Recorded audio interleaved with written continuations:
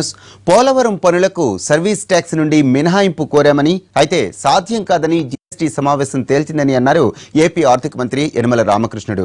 అలాగే granite, marble పరిశ్రమపై 28% నుండి పన్ను తగ్గించేందుకు నిరాకరించారని చెప్పారు. పన్ను పరిధి నుండి టీటీడీని తప్పించాలన్న విజ్ఞప్తిని కౌన్సిల్ దృష్టికి తీసుకువెళ్లామని, దానిపై పరిశీలిస్తామని హామీ ఇచ్చినట్టు వివరించారు యనమల. మాత్రం కొద్దిగా తక్కువగా పెడతారు. రెండోది వచ్చేటప్పుడు ఫెర్టిలైజర్స్ కూడా మనకి కూడా రిప్రజెంట్ చేయడం జరిగింది. ఇంచేత ఫార్మర్స్కి సంబంధించినటువంటి ఇష్యూ కాబట్టి ఈ ఫెర్టిలైజర్స్ మీద కూడా తగ్గించమన్నాం. బట్ అది కౌన్సిల్ అంత పాజిటివ్గా కూడా లేదు. ఇంచేత ఫెర్టిలైజర్స్ ఇప్పుడు ఎంతైతే ఫిక్స్ చేశారో అంతవరకు కూడా అది కంటిన్యూ అయ్యేటువంటి సందర్భం కనపడుతుంది. మనకు ప్రధానంగా టీటీడీది ఒకటి రిప్రజెంటేషన్ ఇచ్చాం, వేళే రిప్రజెంటేషన్ ఇచ్చాం. ఇంచేత నాకు నిన్న ఇచ్చారు వాళ్ళు ఇచ్చాం. ఇప్పుడు యాజ్ ఆన్ టుడే మనకి వ్యాట్ కింద టీటీడీ అంతా కూడా ఆల్మోస్ట్ ఎగ్జామ్షన్. అయితే జిఎస్టీ కింద మనం దీన్ని కూడా